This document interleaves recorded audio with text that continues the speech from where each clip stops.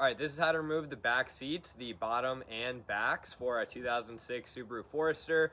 I believe this is similar from like the 02 to 07 legacies, as well as kind of that general time frame of Outbacks. And this system is probably super similar for all like Subarus of that general kind of generation. The backs of the seats are super annoying, and there's this trick that I figured out while taking it out, and I couldn't find any other videos, and the manual wasn't helpful, so I wanted to make this to help hopefully someone else and also remind myself whenever I go to do it next. All right, so the whole process is a lot easier if you scoot your driver and passenger seat just forward a little bit. It doesn't need to come forward all the way. It can be helpful to start with taking off the headrest if you're also going to remove the backs, but definitely not necessary. All right, so first of all, there are two little just like black plastic screw covers here. There's one here and then one there. I already took that one off, but there's these two. It's a 12 millimeter screw head. That's what you're gonna need for the whole thing. All right, so once you've removed both this little 12 millimeter bolt and that one over there, there's basically a hinge just right in the back here that you have to kind of get the seat off, but basically you can just wiggle.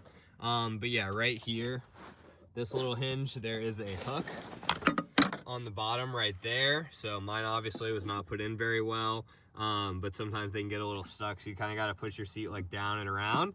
If you're trying to remove the seat belts, it's just a few more of those 12 millimeter bolts. Those might be a little bigger. Those might be like 14s or 16s. But yeah, so that's the bottom half of the seat.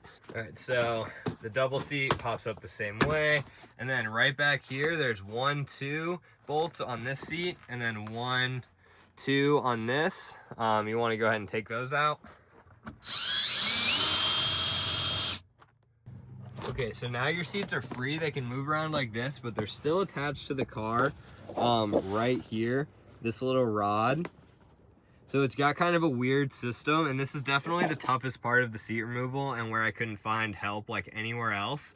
So what I find it to be the easiest is to remove this little hinge that the seats hinge on, just so you have more room to actually shove the seats out. So that's one 12 millimeter nut holding it on right here.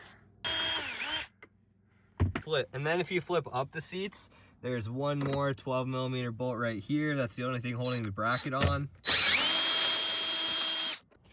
So now we can go ahead and get this out of our way. Again, this isn't necessary. I just find it makes it way easier.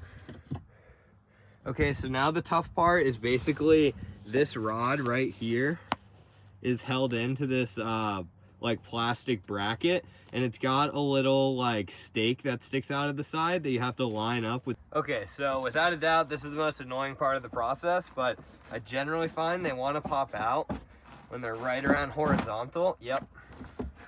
And then you can just go ahead and remove the seat. So let me show you what I mean about that keyhole. So right here, there's basically a little pin that sticks off the rod of the seat. Yep. So that was super chill. It took me way too fucking long the first time. But see, they have these little pin on them. So you have to line up the pin with the opening in that. And there you go.